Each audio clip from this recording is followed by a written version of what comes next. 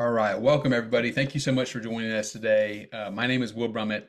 My pronouns are he and him, and I have the absolute joy of being the Director of Student Engagement for Campus Compact. My sidekick and colleague, Morgan Goodwin, who's the Student Engagement Coordinator and who's been working with these amazing fellows on the mini grant program, unfortunately is out today with a sickness, and so I am stepping in to help shepherd these amazing students to tell you a little bit about their incredible work they've been doing throughout this whole semester at many of your campuses and in many of your communities through this mini grant program.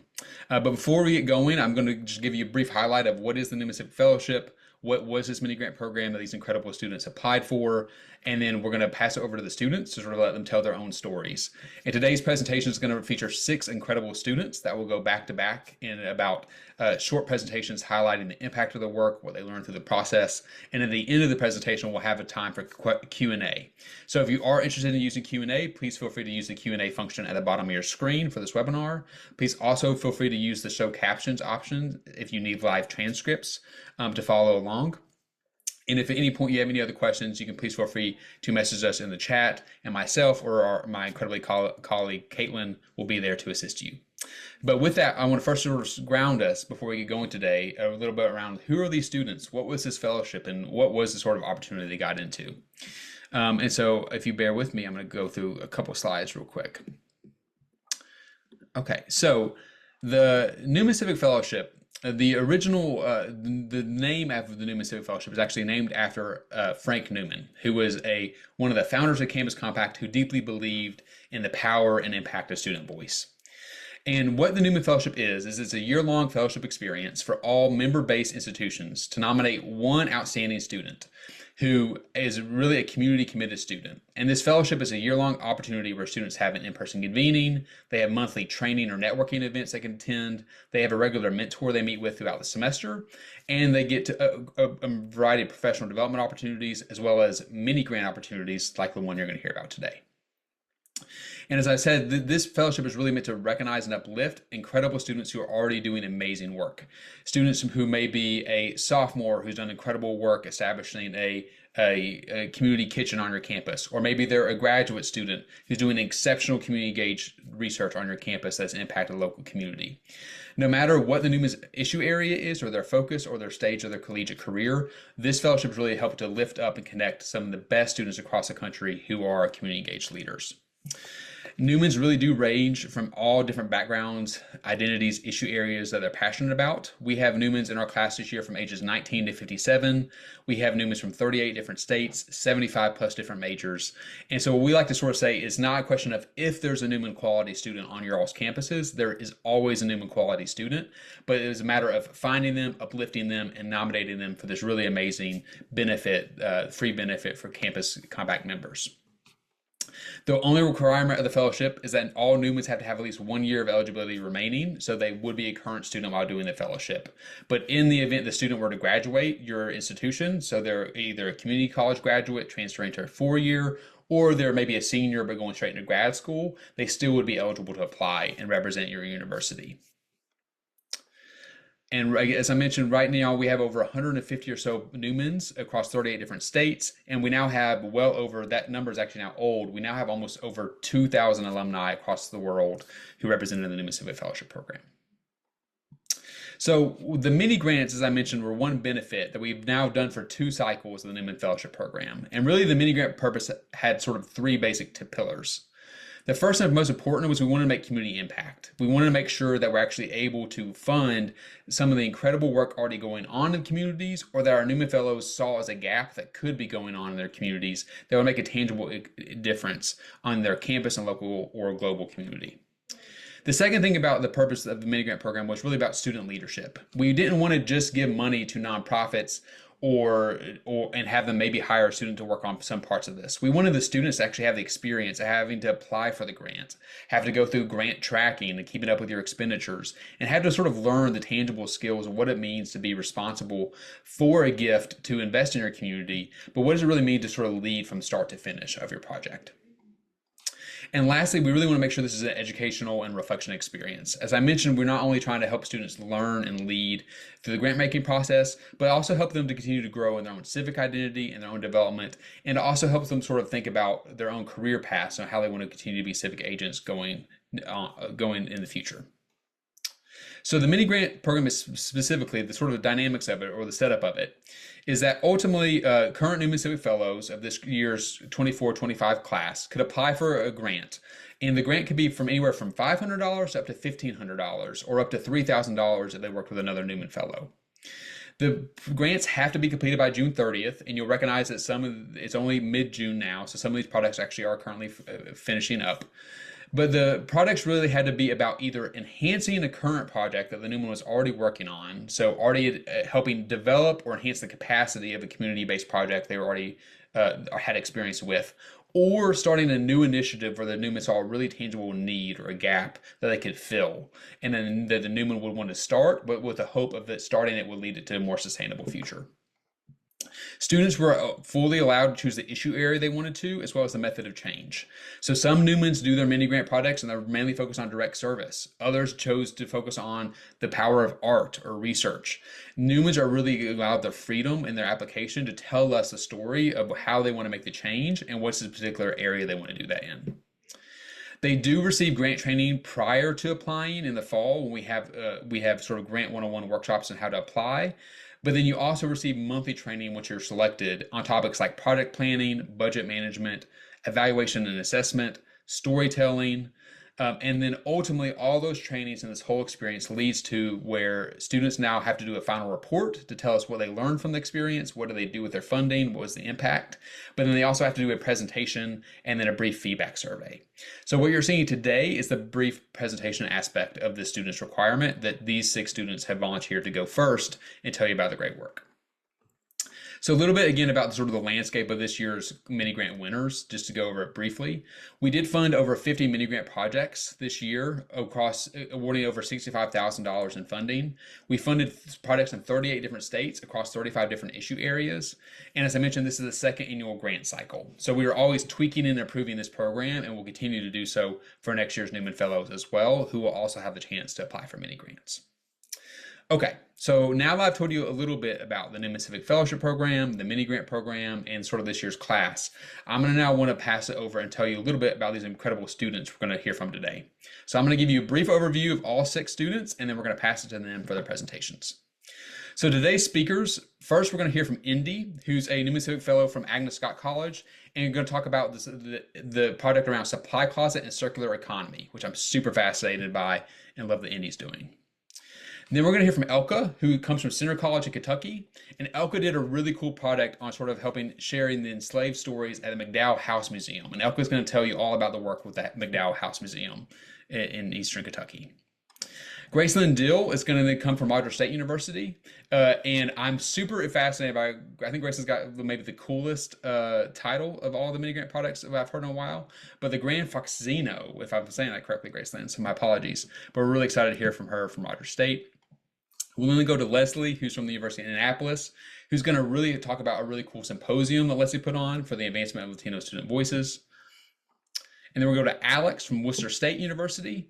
And I'm really excited for Alex, because Alex is doing something that has not been done yet in all their mini grants so far, evaluating the financial well-being, but particularly of student athletes on campus. And that's super fascinating and really important, particularly in today's landscape. And lastly but not least, we're going to Jocylyn from Texas State University. And Jocylyn's going to talk about the Texas NMDP Roundup as well and her impact there. So with that, I'm now going to stop sharing my screen and now going to pass it on to the first incredible student who's going to show with you today. And I'm going to invite Indy to come tell us about your project. Indy, go ahead. Thank you. Hi, my name is Indy Lorick, and let me share my slides. Okay, hopefully everyone can see that. I think it should be, okay, actually let me go back a few slides. Oh, we're all the way at the end. All right, hi, my name is Indy Lorick. I go to Agnes Scott College in Decatur, Georgia, so it's just a little outside of Atlanta.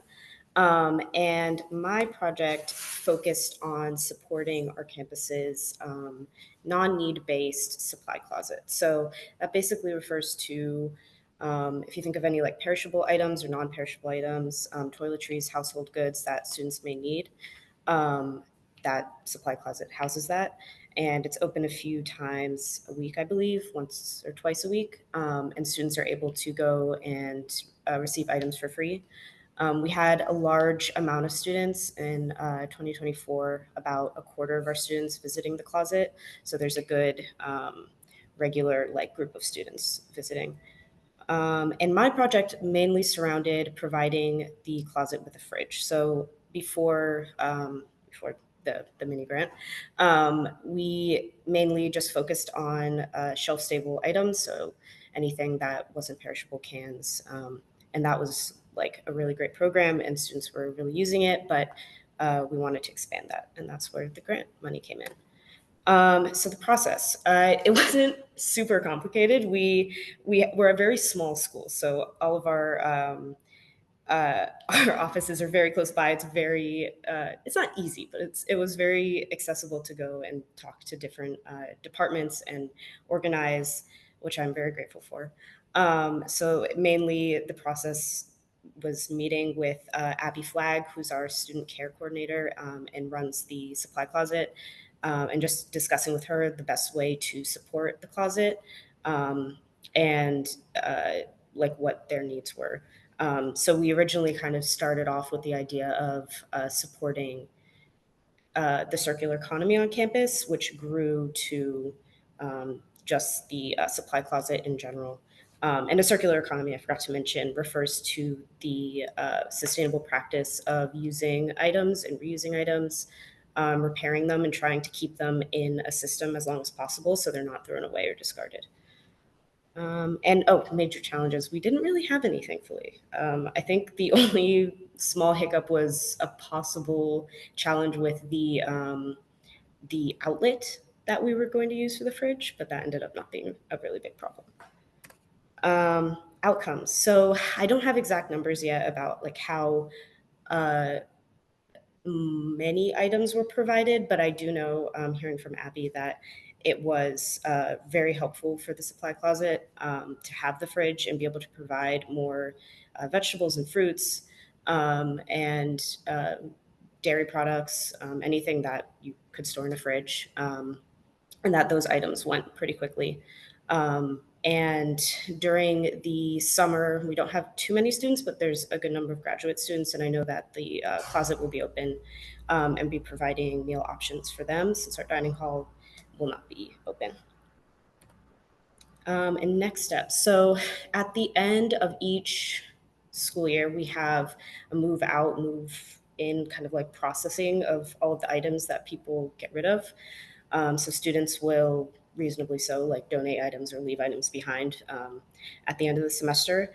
And those items are collected and then sorted during the faculty's community service day, staff and faculty's community service day. And they go through and process all the items. And hopefully this will kind of support the future goals of the circular economy on Agnes Scott's campus, as well as our general sustainability goals and yeah.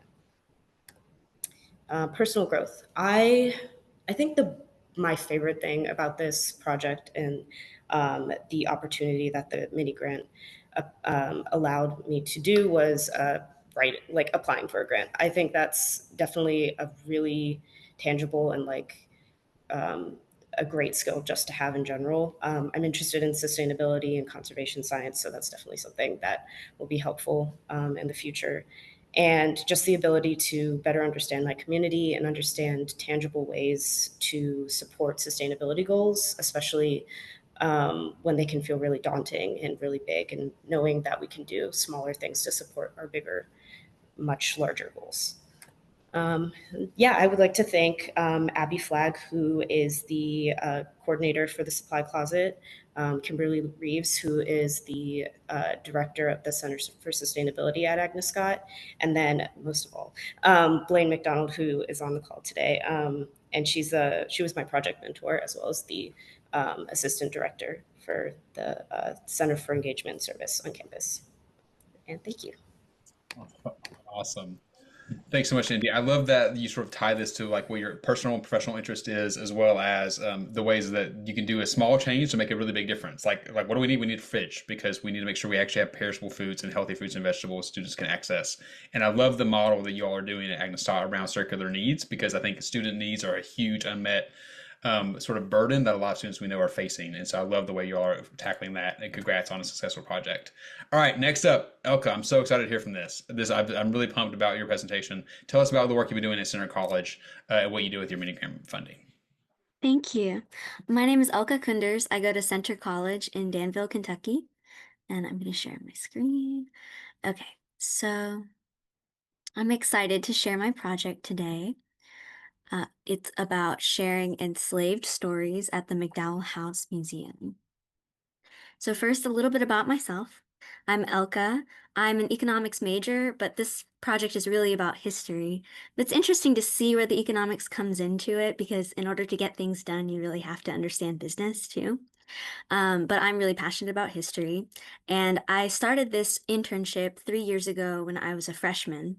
And I went to the McDowell House, which is a museum dedicated to the history of Dr. Ephraim McDowell, who is basically the pioneer of abdominal surgery. He was the first doctor ever in 1809 to successfully do abdominal surgery. Before that, it was considered murder. And this house glorifies his legacy, but I noticed when I was a freshman that they didn't mention the fact that he enslaved about 30 people, and that they didn't mention the fact that he did surgeries on 4 enslaved women after the famous one that he did on a white woman. And so that led me to initiate this research. And the goal is to uncover, honor, and share the untold stories about the important enslaved people on the site, to update the tour, and to create a lasting memorial to them. And this would serve, we receive about 2,000 visitors a year, which is a lot for such a tiny museum in a tiny town. And also to serve the students of Center College who live right next to the house, as well as, of course, most importantly, the enslaved subjects of the research to honor them. Okay, so here's what the process looked like. First, I completed in-depth research using wills, census records, and the McDowell Family Bible, as well as medical archives.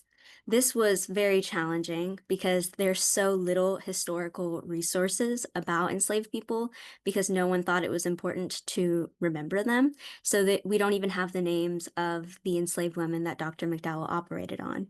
So we definitely had them to make the most of what we could discover and then what story we could tell with that little information. So here you can see this was an enslaved woman that was in the background of this famous painting of the surgery. And we believe that that was probably one of the descendants of the original enslaved woman. And her name was Old Lucy. And we created this family tree of all of the enslaved people. And we're trying to find their descendants as well. Second, I worked with the team to update the docent guides and training materials based on this research that we did, so that every visitor to the McDowell House can now hear these stories during the tour, and we're making space for them in that narrative that's been told for almost 200 years. Third, we designed a memorial monument, and we've contracted its creation, and it's currently in construction. Of course, this wasn't without challenges. So in addition to the lack of historical resources, we also had trouble contracting the monument, especially in such a small town. It's hard to get everything going on in a timely manner. And also, it's difficult to spread the word and build interest.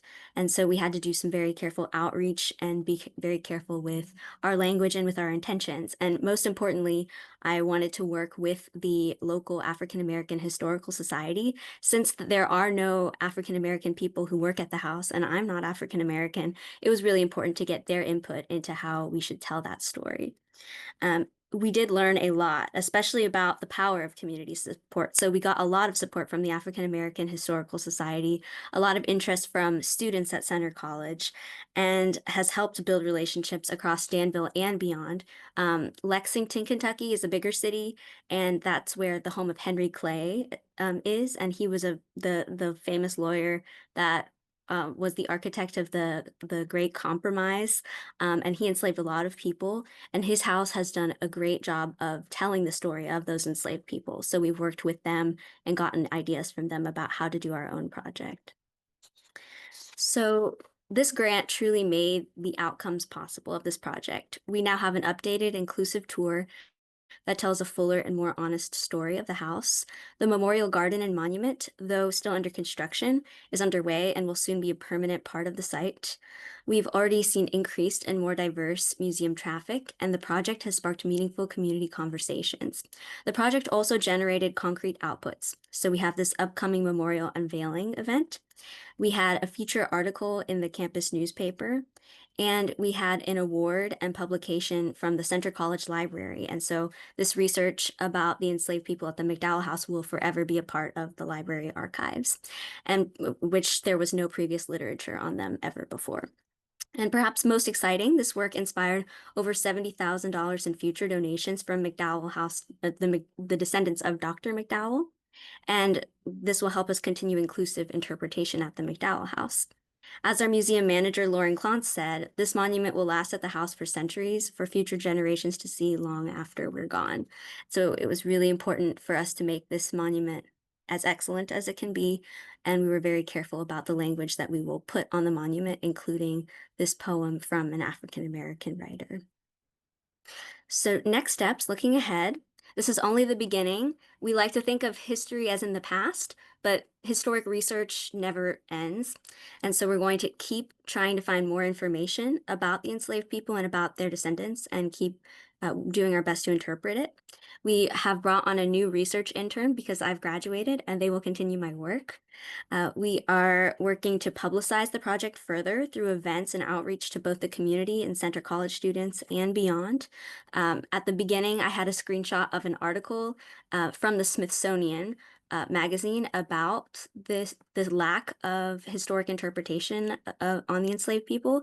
So such a national article, we should work on getting national recognition for the research that we've been able to do over the past 3 years. And an especially exciting goal is to further connect with the descendants of the enslaved people at the McDowell House and with the Boyle County African American Historical Society. So the broader impact is clear. This project contributes to the growing precedent of historic sites that center underrepresented stories. It gives long overdue recognition to the important medical contributions and sacrifices of enslaved individuals whose names and stories have too long been forgotten. And finally, when the monument is completed, it will stand beside the memorials to Dr. McDowell and Jane Todd Crawford, who was the first white patient of Dr. McDowell. And that will ensure that these enslaved individuals are remembered in the space far into the future. So finally, I want to reflect briefly on my personal goal for this, or growth from this project. I've learned that advocacy can take many forms, not just advocating for people that are alive or people that are hungry now, but people from the past. And sometimes that looks like writing grants or revising a museum tour, sometimes building a monument. I've learned that people won't always ask for these stories to be told. We have to take initiative. When I personally give historic tours at the house, and it's very rare that people ask about the enslaved people, but when I take the initiative and just bring it into the conversation, people become very interested and want to know more. I've learned that even small resources, both with lack of historical resources and lack of financial resources for such a small museum like us, can make a huge impact when it's paired with community support and commitment. And I'm proud of what we've built together. I'm grateful for the support of my mentors, Lauren Clontz, the manager of the McDowell House, and I also have worked with history professors at Center College, such as Dr. Sarah Elke, and for the grant that has really made all of this tangible growth possible. As I move forward, I plan to go to law school and practice advocacy in a very different way, but also with similar values and similar initiative. I'm going to use what I've learned in my law work, and this project has reinforced the power of research, writing, and taking initiative to uncover and elevate voices that have been silenced. Thank you, and let me know if you have any questions. Incredible job, Elke. I love that so much and what you've done as a project. I just want to highlight a couple of things. I love that one, this is something that you, as a first year student, you asked the question. So where are their stories? And then you sort of kept that and have kept devoting your 3 years of work into this and this impactful project. And I love that the mini grant was able to help sort of just add a little bit more capacity what you all were already doing in the great work. And I just love the way you captured that and the way you framed your advocacy and your work long term. And whatever law school you're going to is exceptionally lucky to have you. And we're really, really proud of you and your project. So congratulations, really, really well done. So next up, we're going to call up Gracelyn Dill, who's going to talk to us about the Grand Fauxsino. If I'm saying that correctly, I don't know, Gracelyn, but we're going to pull you up to the front, and I'm going to share the screen so we can look at Gracelyn's slides. So give me 1 second. And all right, Gracelyn, I think we should be live here for you. And yeah, we'll Thank go. you. So tell me when to go to the next slide, but otherwise you're good to go. All right. Thank you so much. Yeah, like Will said, my name is Gracelyn Dill. I'm from Rogers State University in Claremore, Oklahoma. And for my project, I did a fundraiser for SafeNet services called the Grand Fauxsino. And then we can go to the next slide. So for a little bit of context, I'm a recent graduate from Rogers State University with a major in community counseling and minors in strategic communications and honors. And for the spring of 2024, I interned for SafeNet Services, and they serve individuals and families healing from the consequences of domestic violence, sexual assault, and stalking within Rogers and Mays counties in Oklahoma. And so, because that spring there were budget cuts in VOCA, which is the Victims of Crime Act, and that is funding that supports victim services all across the country. It hit SafeNet services pretty hard. And I, after joining the Newman Civic Fellowship, was really encouraged to kind of pour my resources and opportunities back into this nonprofit and brainstorming how I could help kind of make up for some of this budgeting that was taken away from the staff and the victims that are served.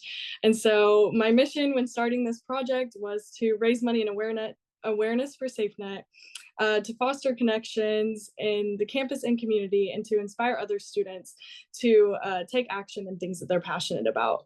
And so the vision, as you can kind of tell in the name, Fauxsino, was to just have a night of fun that builds on skills and strengths and connections that I've created throughout college, but to kind of throw together a big party in honor of SafeNet, but to raise money for them as well. So it kind of started from a little side gig that I had helping out with a party company, and we would deal mock gambling. And so the night was inspired by that, to have like a Roaring 20s themed, just where everybody dresses up all nice and gets together for a great cause to raise money for SafeNet. And go to the next slide. Thank you.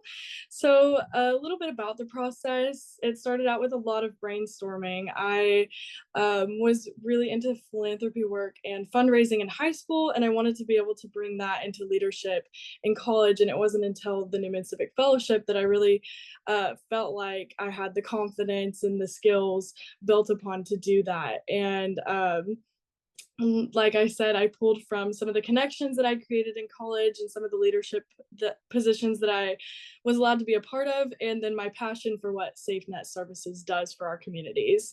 And so from there, I decided to build a team, and that was very necessary for this process. Had to go through and ask administrative figures if we could do something like this on campus, ask SafeNet if they were on board to create this initiative for them.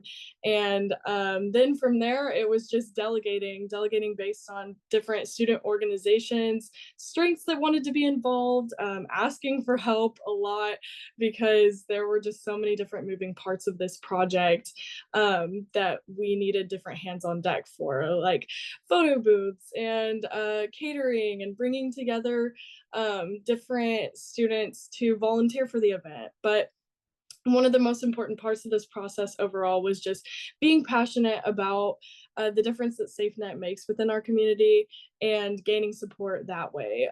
Going from door to door to businesses and kind of telling our story and SafeNet's story and getting people either to come alongside us to help plan or to support us through different sponsorship levels that we created for the event. And kind of based on that, we just had to work.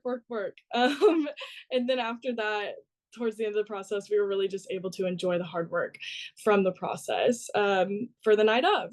Some of the challenges that came along with this was just asking for help and spreading the word. I definitely was humbled in how many times that I had to ask for help or how many times I didn't know what I was doing in planning a larger scale fundraiser like this. And so that was a challenging part, but a really cool part of the process. And also not having a blueprint for something like this. We didn't know what to expect. We didn't know how much money to raise. I included a little picture of, like, I think a few weeks before the fundraiser, we had only raised $180 and had 6 supporters. So we had no idea if people were gonna show for this, but ultimately it went really well. But along with that, time management was also a big challenge as a senior enrolled in 19 credit hours each semester trying to plan this. But it worked out really well and I learned a lot from it.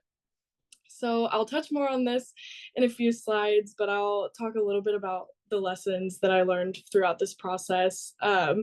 Making a difference was hard and is hard in general, but it's definitely worth the work. I think that we can all say that throughout this mini grant process, and passion is powerful. I think that not only did it help sustain me with my why throughout this process, but it definitely was contagious throughout it. And lastly, I gained a lot of insight into the world of nonprofit because they do so much hard work all the time. And this event alone was just one of the ways in which that I hope to kind of help support them in that. So a little bit of the outcomes. I can't fit them all onto this page, but I tried to with the little graphic that you see with all the numbers on it.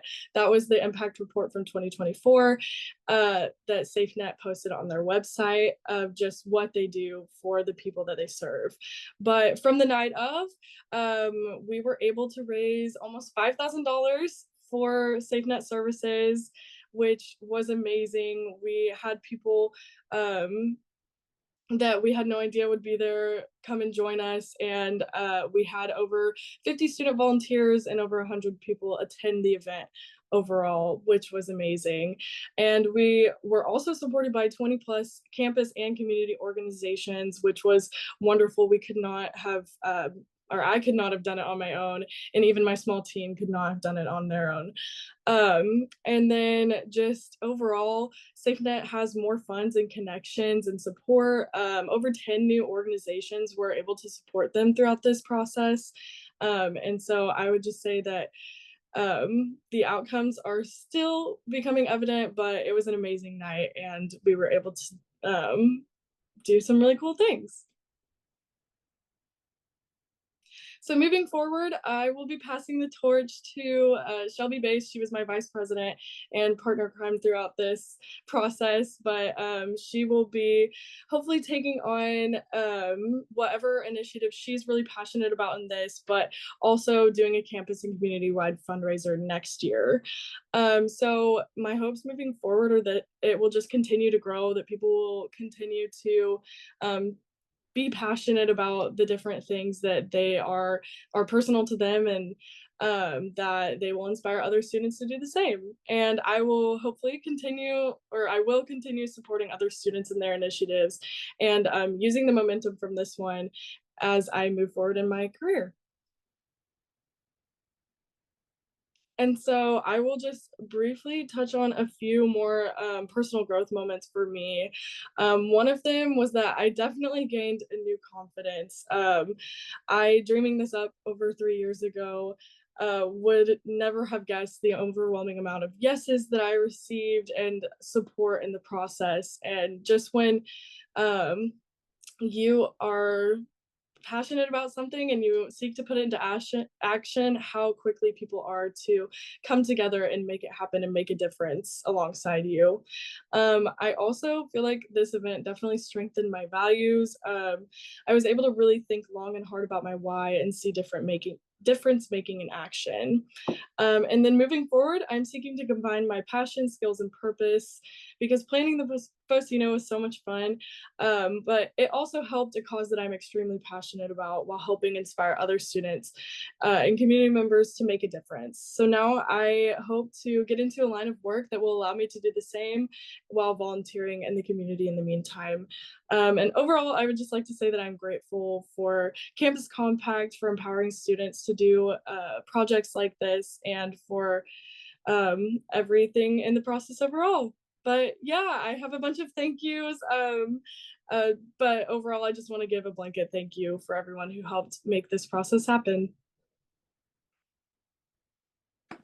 Awesome, Gracelyn. That's a great project. And I really love the way that what you did is where you took like, okay, this is a cause I'm really passionate about. And here's a random connection I have and something that's really fun and creative. And how can I combine those and make that work? And I think that's a brilliant example of what we love our Newman Fellows to do because you came up with a really creative project that was really impactful, but sort of had the intersection of your joy, but also your community's needs and also the passions you bring. And so that's a really beautiful job of what you did with that project. So congratulations to you.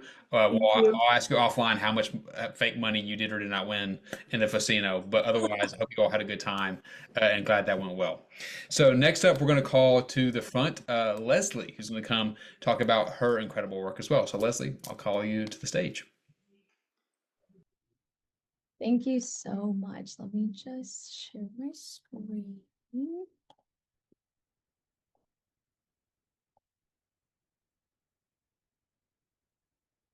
Perfect. So my name is Leslie Samperio. I am from the University of Indianapolis. I am an incoming student to my second year of my master's in applied sociology. So my project's name was the Symposium of the Advancement of Latino Voices, or throughout the presentation, you'll hear me say SALV because that's very long to say every time it comes up in the presentation.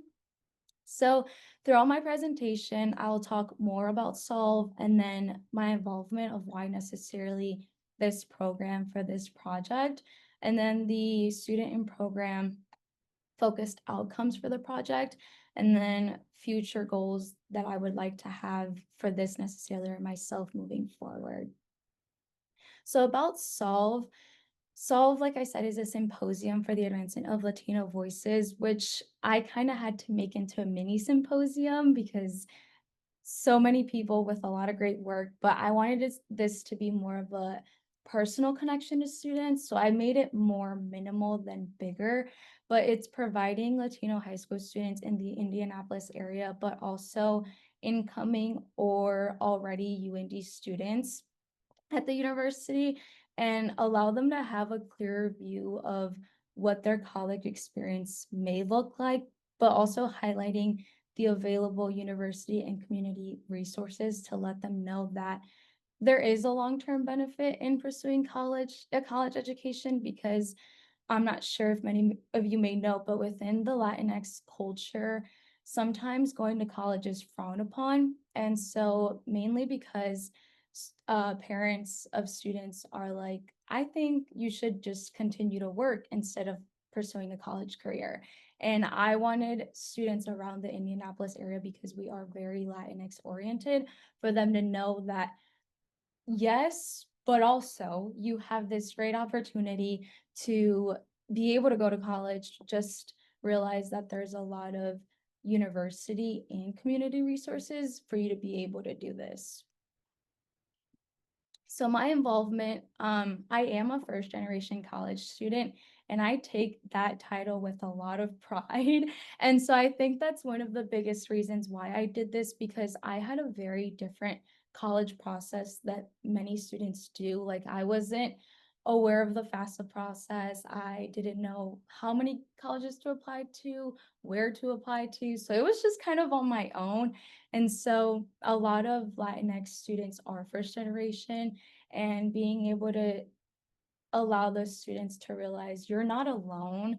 yes, it's scary. Yes, it's hard. Yes, it's our first time. But again, you have so much support in every corner between high school and college to allow you to continue with this process. And it might not be easy because it wasn't for me. And that's okay because every process may look very different for everybody. And secondly, I am a Latino woman, and that is also very crazy because not many Latino women are comfortable with speaking out about certain things within their culture. And I said, I don't care. I want to be able to talk to students and even women or any gender about this big issue that many people are afraid to talk about. And I was like, I will take a bullet for my community and I will do it no matter what. And then lastly, changing generational mentality. Like I said before, it's very hard for a Latinx student to just jump into the involvement of college. And so I want to be able for other generations and the now generations to realize you can do it. It's hard, but you can do it. And there are so many other better outcomes at the end of this. Like if I didn't jump into campus compacts, I would have never had this opportunity, and I probably, who knows what I'd be doing. And so this has opened great opportunities for me in many ways. And so allowing them to realize that it's okay to have change and it's okay to do something for the first time. And so my desired student outcomes, I want students to be able to come out with a lot of confidence after applying to the symposium. So being able to confidently apply to college or even just talk about or having the idea to go to college, it's very hard. So I want them to be like, maybe I can do this. Maybe this is an option that I want to go towards after high school. Secondly, giving them resources. So I do have a couple of different community resources coming to talk to the students, but also campus resources. The symposium is at UND, and so just allowing them to see the campus of UND while they're there, but also just how everything may look overall as a college experience. And then thirdly, within the symposium, I have a student panel from current and alumni Latinx University students. And each panelist has a completely different story of how their college process went, how they're doing it, and how it outcame. And so allowing students that come to the symposium to hear these stories and let them know that the person next to you might not have the same story as you. For example, I did college in 5 years and one of the panelists did it in 4, and then the other worked while doing school. So anything is possible during your college process. And so I want students to be able to realize that you may not hear the same stories, and that's okay because everyone has a different way and a different route, but the same outcome. And then moving forward, I do hope that this is a reoccurring program. I am the first civic movement at the University of Indianapolis, so I kind of was the one stepping feet into this process. So being able to open many doors for Latinx students at the university because we are a predominantly white institution. So for them to see, wow, she did it, I can too, is something that I hope this comes out of the program. And then doing a survey feedback to be able to help future students that are leading programming, just for them to know like, oh, what should I do differently? And then how can I fix what I end up doing? And then generational growth, like I said, helping future Latinx students, generations realize that there is a future and you can do anything if you put your mind to it. And then my symposium is only a day, so I would like for it to become into 2 days for them to get all the information the first day and then actually put their skills to the test the second day by doing different workshops, interviews for future careers, and different activities for them throughout. And that is all. Thank you. Awesome job, Leslie, and we can't wait to hear more about how the symposium goes. And I think it's going to be incredible. And what I really just love about your story and what you did with your project specifically is like you are a first generation college student. I love that you're proud of that, and you're also creating a pathway not only for your community, who you speak so proudly of, but also sort of lovingly pushing back on to try to change generational mindsets, but also being the first person at U of Indy to go and do this and create a pathway. And I just love that you're using your fellowship experience and this mini grant to create new pathways for students, and then also thinking about the long-term sustainability. It seems like you planned an awesome symposium. Please take photos, let us know how it goes, I and love it. I'll be cheering you on as well throughout all of that. Awesome. Okay, so next up after Leslie, we're going to go to Alex, and Alex has got a really fascinating topic. It's one of the ones that I love this product for is because we have new ones all the time that says, hey, actually, I want to do my mini grant on this thing because this is a need I want to talk, I want to do more research in. So Alex, tell us about your project and a little bit of your impact with your mini grant program. All right, absolutely. Thank you, Will. Get this. Are those up? I think we're up. All right, cool. So my name is Alex Lucier. I'm from Worcester State University in Massachusetts. And as Will just mentioned, I did my project on evaluating the financial well-being of college athletes. So a little bit of context. Back in high school and through my first couple years in college, I had some opportunities to do some financial literacy training, whether through online class in high school or I took a class in college. And I quickly noticed that there was a lot to learn and that my classmates who didn't take those things were definitely behind. And I noticed that all over the place with friends, family, things like that. And so I had a hunch going in that there might have been some sort of gap here. And for athletes, I was already in the athletic department, so I knew they were an easy group to look at. And right now, with new NIL deals, which are name, image, likeness for athletes, athletes are actually able to get money on their own through for their performance, and some of them are on scholarship as well. So it's another level to look at and see if there's differences in that group compared to just college students overall. So going into this, we kind of knew that it was going to need some research. And when we went to the literature, we found not too much there, which was just another reason that this research needed to happen. So we found that a little more than half of college students feel that they are able to successfully manage their money, and that's the lowest number in any area of college preparedness. The majority of students worry about paying for college. A quarter of students don't know how they'll pay for their next semester. And so those two things right there just add stress from financial well-being that on top of coursework, jobs, sports is just not something that college students should have to worry about. And some of this just comes from not having the background knowledge to understand that maybe they are okay, or have tools to improve their situation.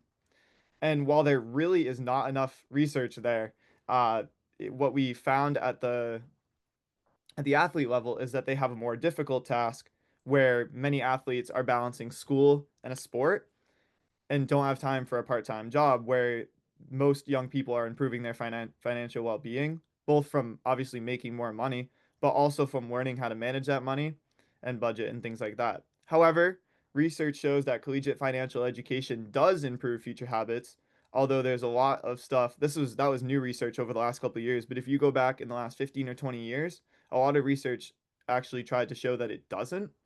So new research shows that it does, and students who've taken financial literacy courses in college actually graduate at a higher rate and hold better retention. So there is a problem, and it was worth researching. So the question for us was, okay, so how do our student athletes compare? And when we went to do that, we ran into another problem. How do we even manage that? And how do we measure it? So financial well-being is the term I put together that measures three things, because these three things are all measured in all the research that I found, but never all together. And I felt that you can't just measure one because it doesn't give you the whole picture. So the three pieces that I put together are financial literacy, which this was adopted from a scale made up of two other scales. And financial literacy is sort of the question and answer. Like if I quizzed you right now on certain types of bank accounts, things like that, those are that background knowledge. That's financial literacy. The next part was financial self-efficacy. So that's the confidence. So how confident in you are you comfortable managing things like that. And that weighs just as heavily as knowledge and as habits. And so the last part we looked at was habits. So you can have or not have the financial background, the knowledge. You can be confident or not confident, but those don't necessarily affect your habits. So habits are the actual actions that the student's taking, and strong habits enable better financial decision making. And the scale that we used for that was actually developed from 7 other scales. And the scale demonstrated positive correlation with financial well-being and negative correlation with financial stress. And financial stress is the thing that we're trying to avoid. It's sort of the bad side of not having financial well-being. So we took all that, and the process was to put those 3 things together, along with some background knowledge sources and demographics, into a survey that we could distribute to all of the student athletes at the school. Turns out that was more difficult than I would have thought. Even as an athlete myself, it was really hard to get just 5 or 10 minutes of people's time to fill out a survey. We even had an incentive with the gift card, but we were able to, after a lot of pushing, able to get enough results to work with, and then analyze the results and provide opportunities for learning opportunities now and for long-term changes in the future, which I'll talk about towards the end. So from the survey, we got about 100 respondents, which was pretty good. Our athlete population is about 600, with ages 18 through 25, average age of 20, and representation from almost all teams. So the first thing we looked at were background knowledge sources. So where are our athletes learning what they know about financial literacy? And as you can see down here, only 8% had taken a college course. 30% indicated some sort of other formal course. So that could be an online course, that could be a high school course. Most indicated that they learned from their parents, about half each from friends, social media, some from YouTube, or some from an online site like Khan Academy. And then we looked at financial literacy. So the average score is 4 out of 6. So out of the questions we asked from this scale, we saw that the weakest knowledge areas were stock market function and compound interest calculations. And looking at that, to me, that shows that what they got right were more of the base level things, and the more complicated things were things that you might learn in a formal setting. Your parents might not perfectly explain how the stock market works, and that's something you can learn in a classroom. And you can see it's a pretty even distribution, and not too many people are doing horrible, so there's definitely room to improve though. Self-efficacy, that was definitely a concerning area. We found low confidence in the students with concerns over these 3 things in particular. This is students that felt it was challenging to make progress towards financial goals. Students who worry about running out of money during the semester. This was a very concerning one, obviously. And students who lack confidence and ability to manage my finances. Not too many were fully not confident in themselves, but there's definitely room to improve there. However, when we turned to habits, it was actually more promising than it would have indicated. So we found that even if they may not have known the academic financial literacy questions well, or they weren't super confident in themselves, their habits were positive. This is students who saved money from every paycheck. This is students who paid off credit card balances in full each month. And we saw this in other areas as well. There were a little bit of deficiencies in long-term financial planning, but we're talking to college students, so it's not something we're necessarily looking for, and something that they don't really need to be aware of right away. And so the interesting part comes when we put these 2 things together. And we found that, for example, there's an upward trend in financial literacy and habits as parental education level increases, but there's no correlation with financial confidence. So that suggests a gap between perceived and actual knowledge. We found that male athletes demonstrate higher financial literacy, while female athletes report higher self-efficacy, but neither the habits are equal. So despite what they know and despite what they're confident in, their actions are still the same, which is interesting and worth looking into further. This is a great one for us, is that athletes who have taken a financial literacy course in college tend to score higher on literacy measures. So that backs up the research that we found that teaching it does actually improve it, which is helpful for programming in the future. We found no trend in correlation with age or year in school across any of the metrics, which means that financial literacy isn't just something you absorb as you get older. It's something you have to encounter and be taught, which is also important for what we want to push across. And my favorite part of all of this research is that athletes referencing social media as a knowledge source had a higher financial literacy score by almost a whole point than those who didn't. And people who mentioned their friends had a mean increases of about 2 points than those who didn't. And so what this tells me is that financial literacy, even if they don't have the opportunity to sit in a classroom and learn, if they have it on their mind, if they're talking to their friends about it, if they're seeing a couple reels on Instagram, they're seeing some posts and they're reading them, then they're thinking about it, they're absorbing it, and it's actually improving their scores, which is really exciting. And so from here, as you can see, this is really just the research stage that ended up taking quite a bit of time. And so right now I'm in the process of communicating these surveys, the survey's results with participants, with the athletic department. I was talking to some admin as well about it. And we're going to work on educational resources for both now and for long-term planning in the future. And right now, we just got approved to push the workshop that I wanted to hold this spring into the fall, where all the student athletes will have an opportunity for us to bring in a speaker and for them to learn something from them. I also put together these cards that were just something quick to get out before the end of the semester, but they're available in the athletic department. And so they show all the interesting facts here and a little note about how, while there might be deficiencies, everything's going to be okay. And on the back, some learning resources. So you have everything from a podcast to Instagram pages to a TikTok page to Khan Academy, an online learning website, to more of like a PDF book sort of situation. All free resources that if students are interested, which I believe they are, when I was presenting this at the end of the semester, a lot of students came up and said how interested they were in it, how glad they were that we were doing it, that they can pick this up and start learning for themselves, which is really cool. Those are just some of the works for the background research. Does anybody have any questions? Awesome, Alex. We're going to wait for questions at the end. I'm sure people have a lot of questions. And do not ask Alex for financial advice right now. That's not what the questions are for. I'm sure Alex will give it to you.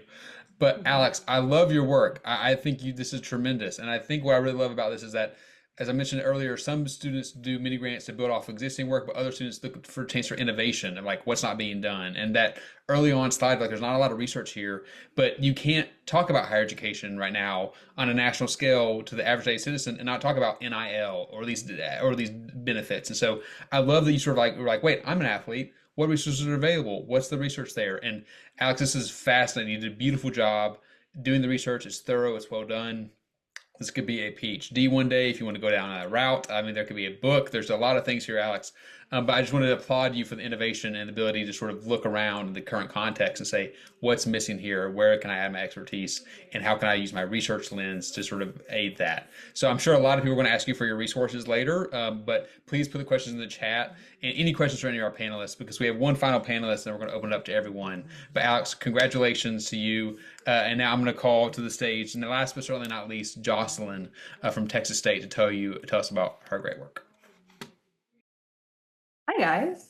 Let me share my screen real quick. Awesome. Okay, so hi, I'm Jocylyn, Auxier from Texas State University, and what I did was the Texas NMDP Roundup. And so I'm gonna get into that because that's a silly name, but basically, what is NMDP? NMDP is the Global Stem Cell Registry. So basically, any patient fighting leukemia, lymphoma, or other blood cancers and disorders, they need a life-saving match to be saved. So what we do at NMDP is we have member recruitment, where we recruit people to join this registry. We also have education and fundraising efforts, and all of these chapters that I work with personally are on campuses at colleges. And so why this is so important is because currently our most diverse registry in the world is not diverse enough.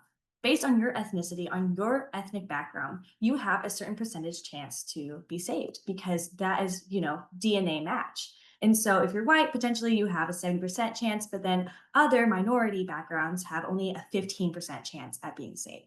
So on campuses, these are the best places to get people to join the registry because you're young, your stem cells are healthy, you're looking to do new things, you want to go out and do great things in the world, and NMDP is a perfect chance to do so.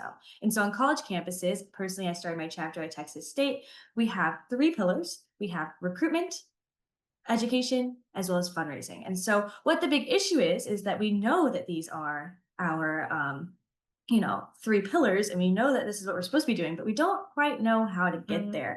And so with, in Texas, we have over 10 chapters on college campuses, but despite this growing number of active chapters, there's a lack of connection.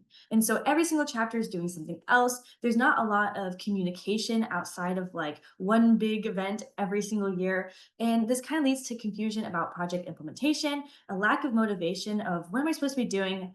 It's really hard to get there.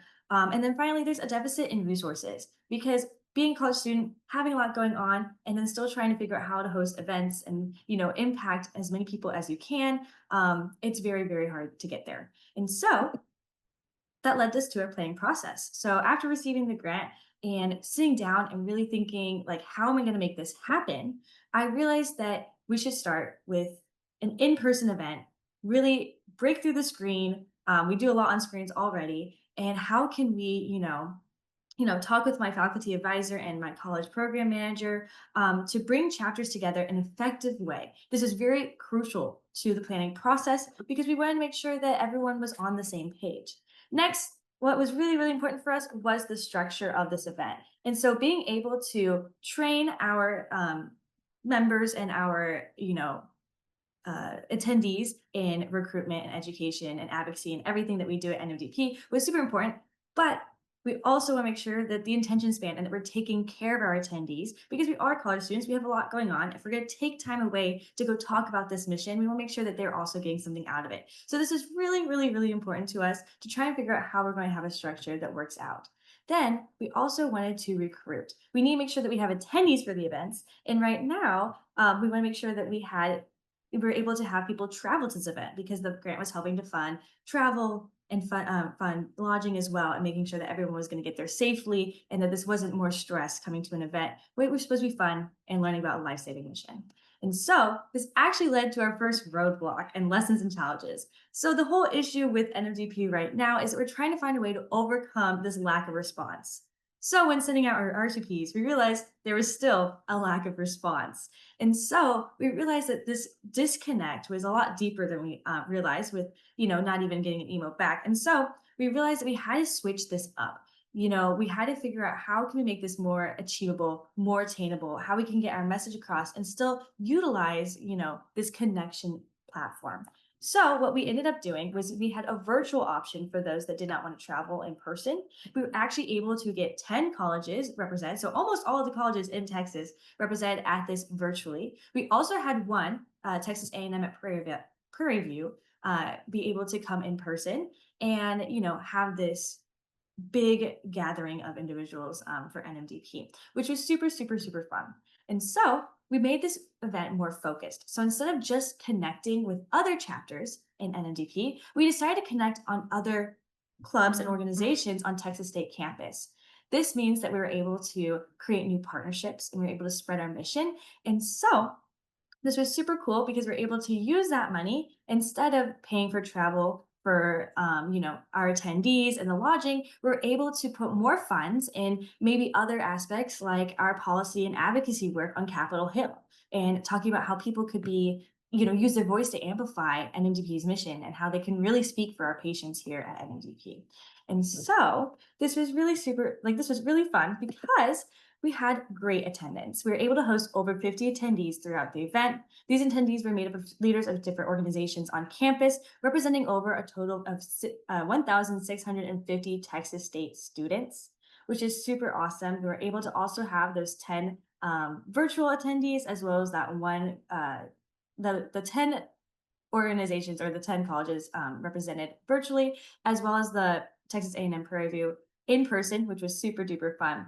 And all of these attendees were trained in education, recruitment, fundraising, as well as advocacy and how they can get involved in Capitol Hill and really talk about some of the bills and, that NMDP is proposing right now. We also were able to create partnerships. So by the end of this event, we secured partnerships with nearly all the clubs and organizations who have attended. And this is going to lead to an expansion of what service is able to be done at Texas State. So both on campus and off campus, our current Texas State chapter is about 10 members. So we can't really do a lot there. But with these partnerships, we're able to have volunteers and host events that are bigger and outreach to more people. And really, word of mouth is crucial for NMDP. And finally, there's a lot of growth. Not only were we able to grow connections, knowledge, and the reach of projects that can be done at the collegiate level, but the biggest outcome for this event was the opportunity to grow NMDP on campus. This grant project really proved that there was a need for more communication, but really more personal communication, not just an email, but really just sitting down and talking about the mission and really talking about how we as collegiate students can come together to make change. You know, this event proved that growth is possible. Yet people want to come together for positive change, and it really sparked an interest on campus. Really renewed sparks on current volunteers to get more involved with the mission. And so hearing our keynote speakers in all those divisions, and also our keynote speaker for, telling her personal story. Her name is Hillary Husband, and she is a 3-time leukemia survivor, and she fought pediatric all 3 times. And so hearing that and seeing that NMDP personally impacted her, and hearing her story really motivated our attendees. And so the next steps is the National Student Leadership Board. I am proud to announce that after this program, I've talked to our upper management with NMDP, and I was offered a national internship with NMDP where I can use this project, but then make it more tangible by creating resources for our collegiate chapters. So being able to, use this, what we learned, what people liked, what people disliked, I'm now able to really highlight projects that people are doing on campus, projects that I've done, projects that could happen, and share them out nationally, which is super duper cool. And also using our partnerships and growth on campus, we're planning to get involved in more unique events on and off campus, really growing what we did. Our chapter this year, it was our first year on campus, and we were able to be recognized nationally for education. We were first in the nation for volunteering efforts, as well as one of the top in the nation for recruitment. And really that's all because of these partnerships. And after this event, it really sparked interest and really sparked a lot of work, both for our officers and our members. And so personal growth is I learned that it's always a no unless you ask. That's a huge thing for me, is I was always too afraid to ask. I was always too, nervous of like, oh, this idea is silly. But in reality, a lot of people want to help people that have ambition and have goals that could really make a difference. People want to come together for the good. And so that kind of leads me into my next personal growth, or my realization of the power of the collective is very, very inspiring. Seeing people show up to this event, having no idea what NMDP is, having no idea what they actually signed up for, but knowing that they have the opportunity to learn about something that could potentially save a life or could potentially make a difference was very, very inspiring. And it also made me reflect on my future a little bit. In fact, just went through a major change at 9 a.m. this morning, and I do credit that mostly to this project, kind of seeing that this is something that I'm very passionate about. It's not something I want to leave anytime soon. And it really showed me that I can do hard things. I can push myself to challenge myself. And finally, I really realized that my voice means something.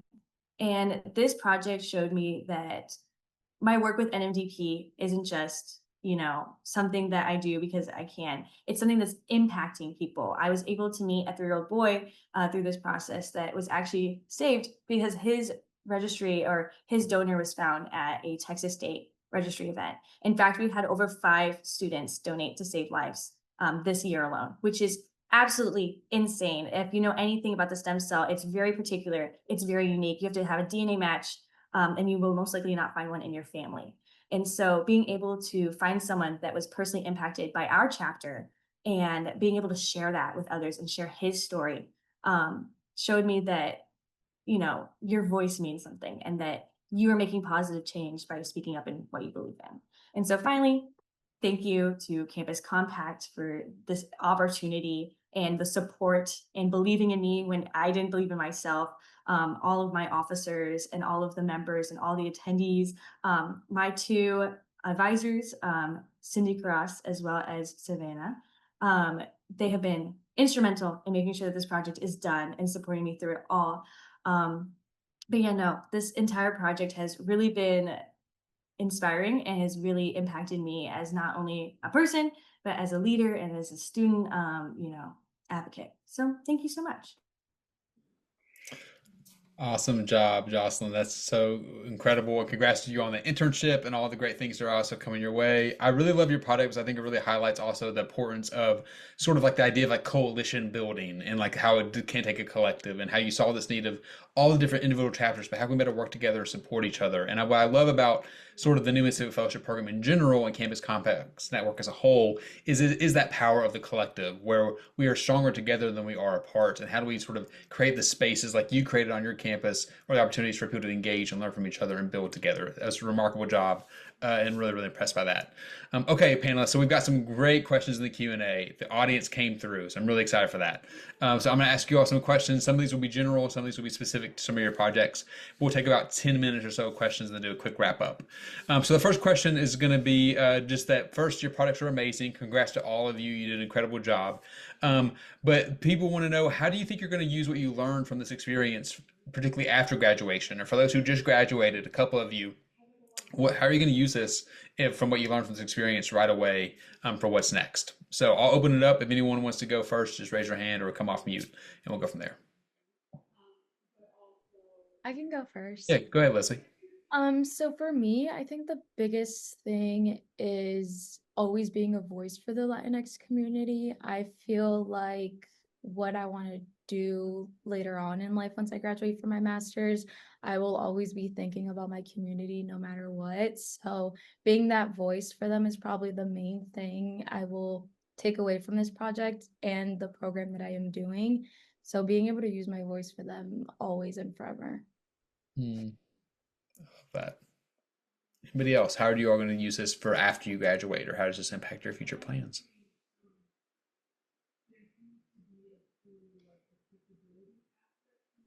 Go.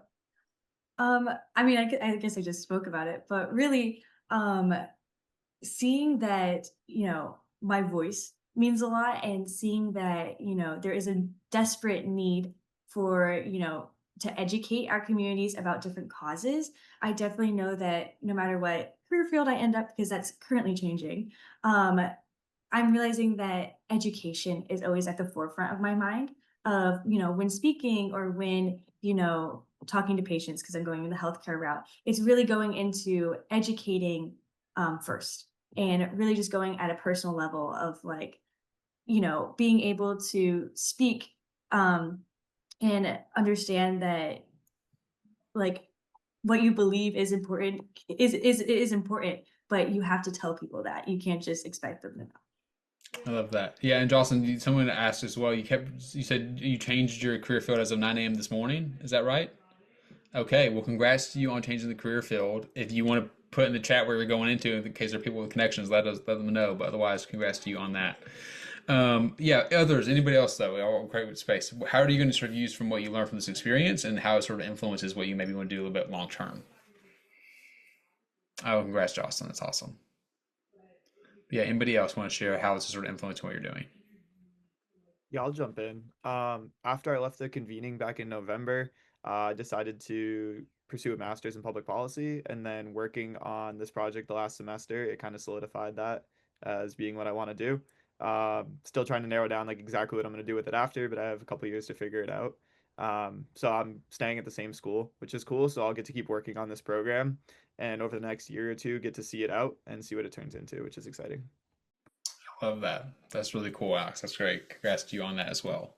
All right. So the next question is Elke, actually for you and your project specifically. So you mentioned a little bit earlier, you chose a really unique project in a small town that's also dealing with something that can be tricky for some people who are like, we don't want to talk about that or the history of that. And you were identifying as a non-African American student as well. I'm curious. Someone wants to know what made you want to choose that topic, and what were the common reactions you were getting from maybe friends or family or community members when you were working on this? Did you get support or backlash when you sort of told them that history you want to uplift, even though it's obviously a painful history? So that was the question. Thank you for that question. So, yeah, I'm really passionate about uplifting voices that usually aren't heard. That passion came to life when I started writing and when I found that people could find their voices, including myself, through writing. And so, when I found this museum that wasn't telling the stories, which is very, very common among historical houses, it wasn't really about race for me, but it was about these people aren't being heard and their voices should be uplifted.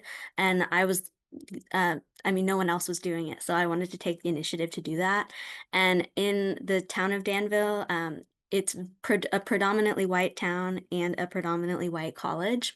And so it was really hard to get African American, Black people to get their current input. But it was really, we managed to get people involved in the project who could really personally connect to it. That was important to get their perspectives. But in terms of like personal backlash, there wasn't really any backlash. And that was something I was worried about because I know Dr. McDowell has a lot of descendants and they would often visit the house. And sometimes I would be the one giving them their tours and trying to bring in the African American history into these tours. And I expected them to not want to hear about it because, of course, that was their ancestor who enslaved the peoples whose stories I'm telling. But they were actually surprisingly curious and happy that I was sharing those stories. That's awesome. I love that. Indy, this is a question for you. So you do the circular economy, which is a really cool concept. You're doing it with student basic needs, but you're also dealing with something that sort of can require sometimes a lot of red tape. You're dealing with food, you're doing donations, etc. So for others who may be interested in setting up something similar, a supply closet or a food pantry or sort of circular economy on their campuses, can you give them any advice for navigating some of the different red tape or things you sort of face? And red tape being like administrative processes or getting buy-in from the campus to sort of set up their own on their campus. So thankfully, the supply closet was set up before I got there. But the circular economy component, I think, is where we're kind of struggling at the moment. I may have mentioned, but we're a fairly small school. We don't have a lot of storage space. So currently, I think one of our biggest challenges just in discussions about future plans and kind of what we want to accomplish is trying to figure out where we would actually store items for students to be able to use in the future. And also just distribution and how that would look. So let's say a student donates like a mini fridge or like a mirror or something, and you want to store that and then distribute it to the next year. Like there's a lot of complication and I guess figuring out how to market that to students and potential parents and being like, well, this is a perfectly good item. Like we promise it's not broken or anything. And I think that's kind of where many of our challenges lie. I don't know if we've gotten to the administrative component yet, but definitely in the planning process, it's a lot of logistical stuff. Yeah, no, that makes a lot of sense, and those are the sort of the common things that really, when the idea of the product is great, but the getting in the nitty gritty of it and having to do the different things, those are the things you have to navigate. I love that. All right, Gracelyn, last questions for you, then we're going to have a general one for the group to close it out. So, someone wants to know, what was your favorite part of the Fauxsino experience specifically, and also how did you be able to balance having fun with the experience, but also probably the stress of putting on this major fundraiser event, considering it was a one-time thing. So what was your favorite part and how did you balance the enjoyment with also needing to be on and run the event? I think my favorite part was just getting to see the campus and community come together in all of it. It was really cool seeing how when Shelby and I were really passionate about sharing the cause, how quick people were to jump in and help in whatever way they could. And also just the night of was really fun. And I think one of the things that helped me balance the stress and the fun of it was just the support system that I had behind me and like remembering my why, having Shelby to be there for me to remind me of why we started doing the project in the first place. And so yeah, I would definitely say my team.